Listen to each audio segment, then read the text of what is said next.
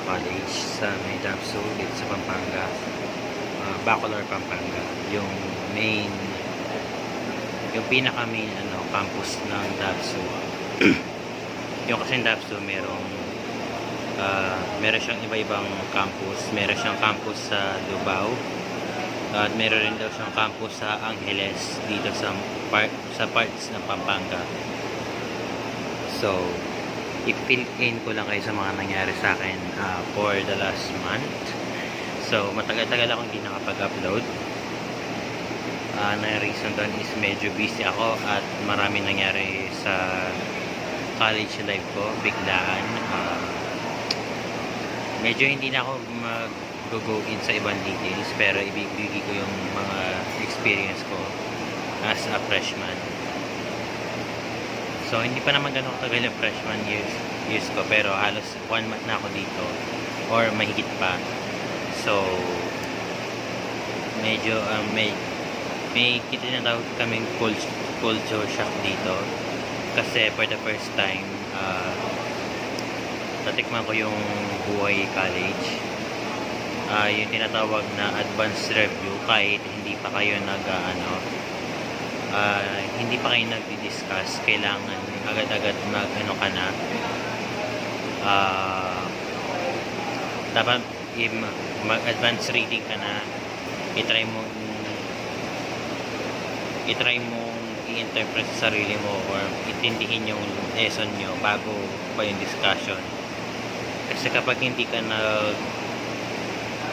nag-advance reading, parang na lang goodbye yung grade mo. Kasi aaminin ko, medyo nagpipill ako ngayon kasi bago pa lang talaga ako, naninibago pa ako hanggang ngayon. Tapos nung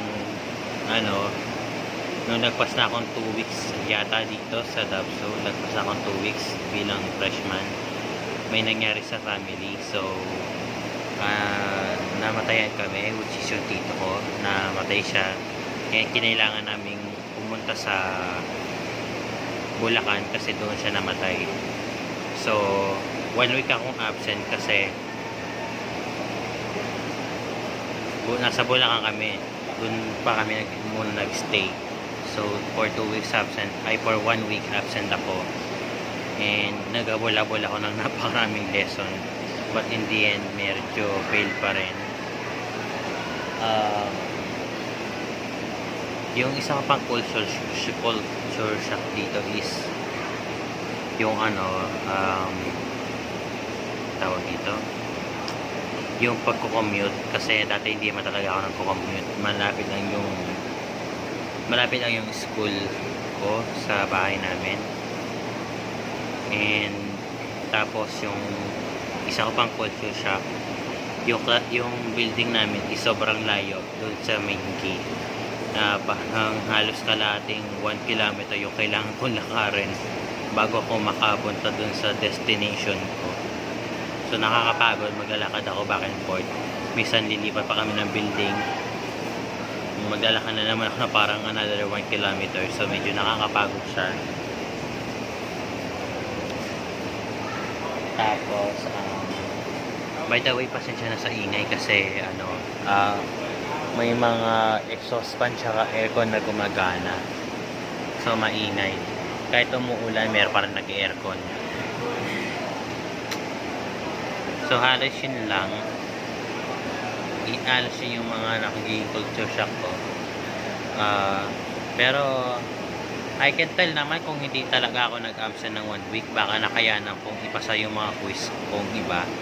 May napasa naman ako sa mga quiz ko, kaya lang may nabagsak ako. Tapos medyo yung mga recitation ko hindi mataas kasi nga 1 week akong absent.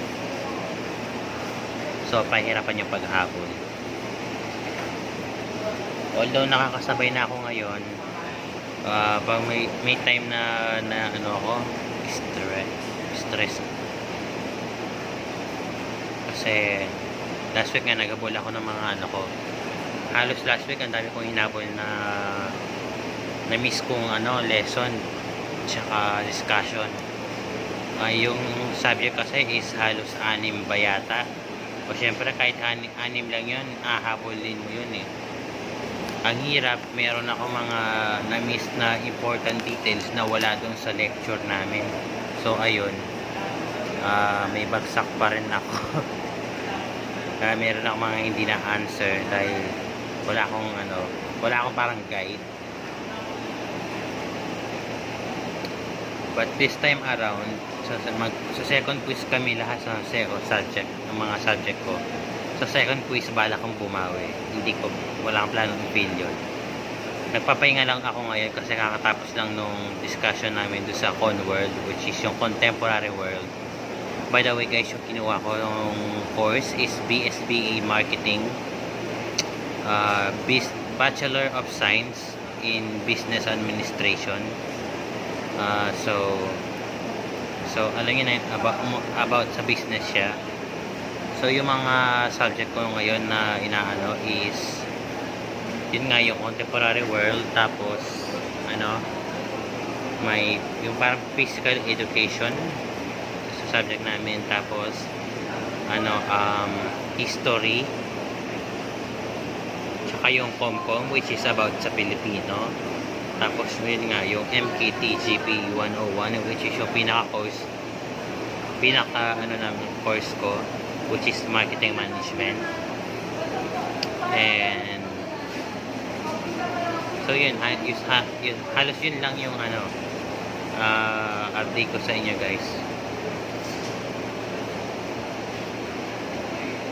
Pasensya na lang kasi itsura ko, mukha akong gurang kasi kanina pa talaga akong umaga dito, 8 AM pa ako dito, ngayon na ng oras 1 PM na. Ito na yung itsura ko. Paano pa kaya kapag nag-work na ako, ano kaya magiging itsura ko? Usually kasi kapag nag-vlogs ako bago akong ligo, pero ngayon ako bagong ligo, kaya yan ang parang na itsura ko, diba? Ay kapag nag-vlog ako guys, ayoko nag-on ako ng filter, diba, parang original. So yun lang guys for today, and i-fill in ko kayo kapag meron akong another time para mag-vlog, and see you guys next time.